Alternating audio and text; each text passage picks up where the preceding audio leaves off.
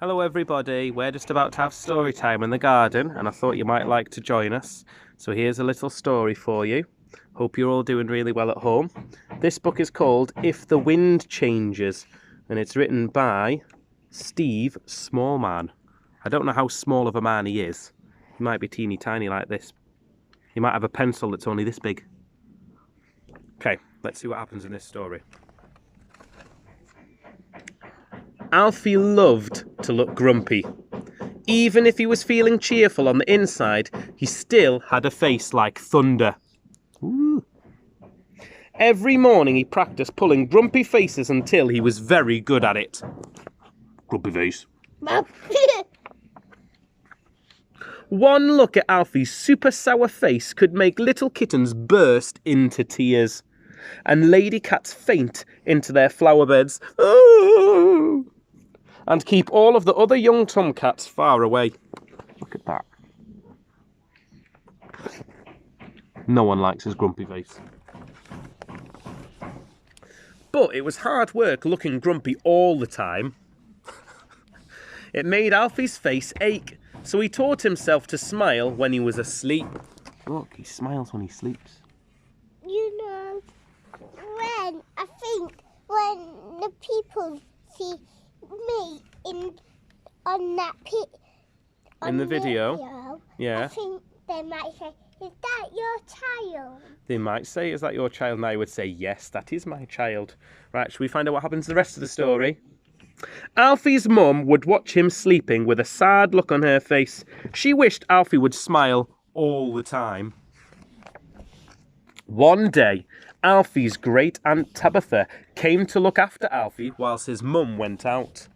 As soon as Tabitha arrived, Alfie grimaced and glowered even at her with a face like a bulldog chewing a wasp. But great aunt Tabitha didn't faint. She just said, "Don't pull a face, dear. If the wind changes, it'll stay like that." No, I hope the wind doesn't change, otherwise he'll be stuck like that forever. Yippee! Meowed Alfie. Then I'll look grumpy forever. His face lit up with a huge grin at the thought of it. Yay, I'll be able to be grumpy forever, yay! But, of course, it was whilst he still had a big smile on his face that Alfie noticed the wind did change. Uh-oh. Alfie's enormous smile suddenly stuck on his face. And no matter how hard he tried, he couldn't stop grinning from ear to ear. Alfie yowled angrily at great aunt Tabitha. "I can't stop smiling." "That's nice, dear," said his aunt. "Stop putting your head in front of the camera so people can see the book. You can see the book from here. Stop looking at yourself. Vain child." Alfie ran off frantically, trying to pull his face back to normal, but it was no use. His smile was as big as ever. Look at that big smile. You can't wipe it off. Then Alfie noticed something strange. Smiling was catching. Every cat he passed smiled right back at him. Even little kittens gurgled and giggled when they saw him. Oh, that's nice. Everyone wants to smile because he's smiling. Alfie spotted his mum by some bushes.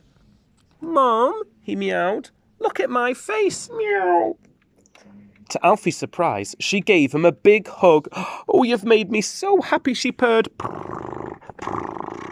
Oh, she just loves seeing him with a big smile on his face. Everybody does.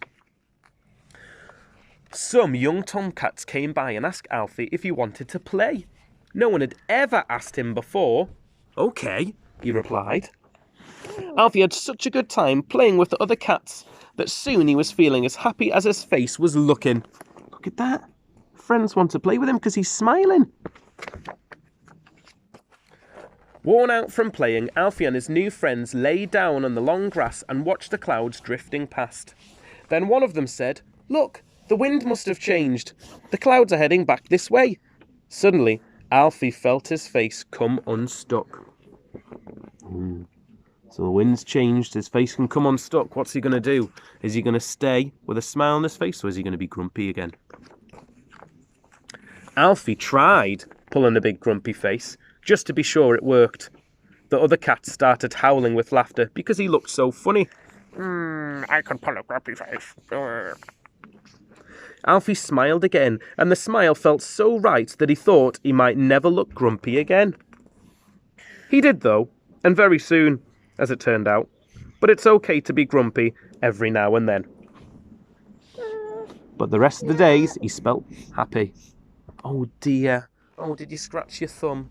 Oh no, what a sad end to our book. You'll live. Because you know what, Caitlin? The best thing to do is always, as we've learned from this book, to try and have what kind of face? A happy face, because nobody wants a grumpy face. So even now, in these sad times where we might feel a bit grumpy because we're always stuck inside the house, let's always remember to have a happy face. See you soon. Bye.